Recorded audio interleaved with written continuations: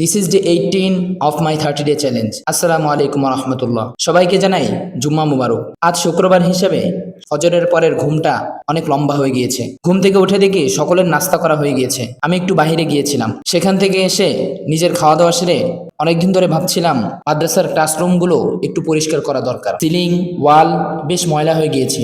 শুক্রবার হিসেবে যেহেতু বাচ্চা কম, তাই আজ পরিষ্কার করতে সুবিধা হবে। কিছু কাজ বাচ্চাদেরকে দিয়ে আমি সিলিং এর কাজ করছিলাম। আগামীকাল 4-এর সমাজ পরীক্ষা। নাজমুস সিয়াম রোজা বাড়ি থেকে সকাল সকাল খাওয়া দাওয়া সেরেই চলে এসেছে। পরীক্ষার সময়টাই শুক্রবারেও সে পরীক্ষার গুরুত্ব দিয়ে পড়বে। আমি নিজের কাজ সেরে তাকেও সময় দিলাম। প্রাইভেট পড়ানোর শেষে নিজে গোসল করে ফ্রেশ হয়ে জুম্মার নামাজের জন্য প্রস্তুতি নিলাম। এদিকে দারোয়ান আঙ্কেল আমার জন্য নিচে অপেক্ষা করছে। ওনার সাথেই বেশিরভাগ যাওয়া হয়।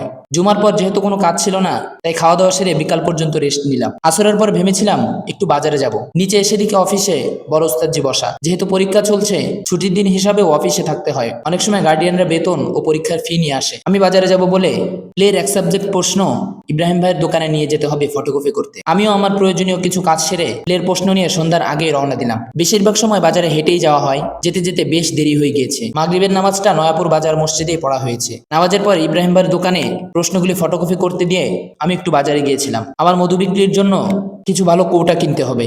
সবসময় চাই কোয়ালিটি ঠিক রাখতে, কারণ পণ্যের সাথে ক্রেতার সার্ভিসটাও চাই স্বচ্ছ। এই কৌটাগুলো মধুর জন্য অনেক সুন্দর মানাবে। অনেক জায়গায় দেখেছি এই কৌটাতে মধু দিতে। ভাবলাম গুড়ের সময় যেহেতু সুন্দর বাটিতে প্যাকিং করি, তাই মধুটাও সুন্দর কৌটাতেই দেওয়া উচিত। এই ধরনের সুন্দর সুন্দর কয়েকটি কৌটা নিয়ে ইব্রাহিম ভাইয়ের দোকানে চলে আসলাম। এসে দেখি প্রশ্নের কাজ শেষ, কিন্তু কিছু রঙিন কলম লাগবে। ইব্রাহিম ভাইয়ের দোকানে না থাকায় ফেরার সময় ব্যানার ডিজাইনের একটা দোকানে ঢুকলাম আমার সার্টিফিকেটের জন্য কিছু ফ্রেম চুজ করতে। সেখান থেকে বেরিয়ে আবারও হাঁটতে হাঁটতে মাদ্রাসায় চলে আসলাম। আস্তে আস্তে প্রায় এসার সময় হয়ে গিয়েছে। বড় ওস্তাদজি সোহেল ওস্তাদজি অফিসে বসা।